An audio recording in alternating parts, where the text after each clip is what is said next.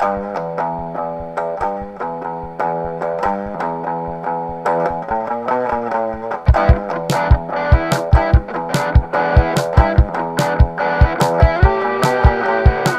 m'appelle Monique Dolin-Dufresnel et je suis actrice du Canal du Midi.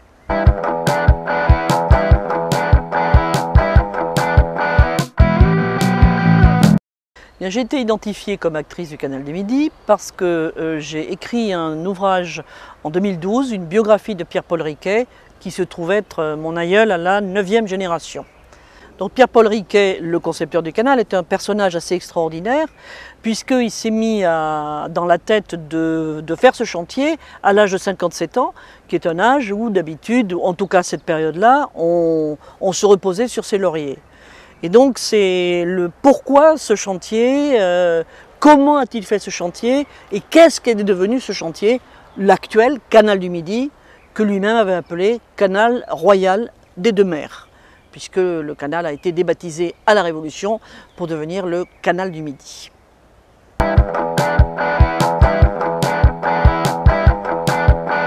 Le Canal du Midi a plusieurs intérêts.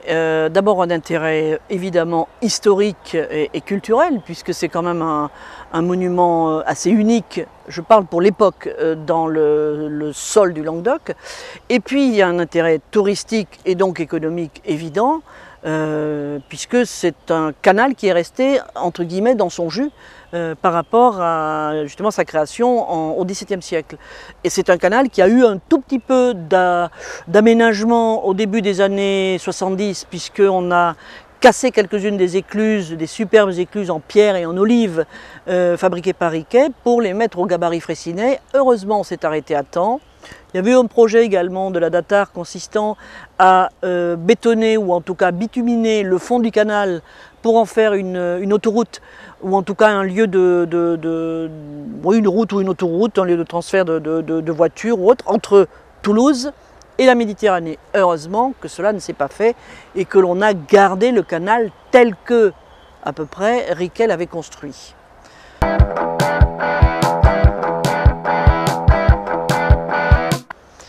Pour mettre en valeur le Canal du Midi dans une période de disette économique, c'est vrai que c'est un petit peu difficile, mais je pense qu'il devrait y avoir d'abord une réappropriation, voire une appropriation du canal de la part de ces riverains, des villages ou des villes qui sont le long du canal, qui peuvent faire des manifestations culturelles, des manifestations touristiques également, pour attirer des voyageurs, attirer des visiteurs et qu'ils découvrent le Canal du Midi. Donc là, ce n'est pas quelque chose qui devrait coûter très cher, mais cette appropriation du canal est, à mon sens, une manière de le faire revivre, de le faire renaître. Et Dieu sait s'il y a des villes et des villages tout le long du canal.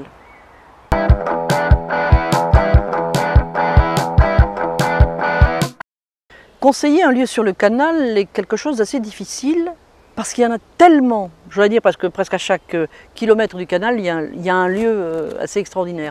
Mais je vais quand même en recommander deux.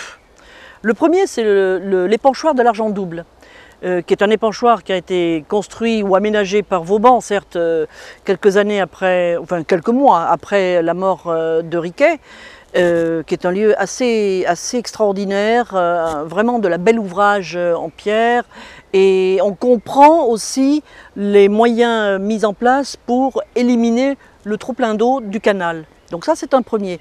Et le second serait évidemment le tunnel du Malpas. Je dis évidemment parce que c'est un des monuments majeurs du canal. Et le tunnel du Malpas donc, a été creusé dans le tuf très difficilement par Riquet à la fin de sa vie, puisque le tunnel a été terminé à peu près quelques mois avant la mort de Riquet. Et ce tunnel est quand même un lieu j'allais dire même plus extraordinaire que l'épanchoir de l'Argent Double.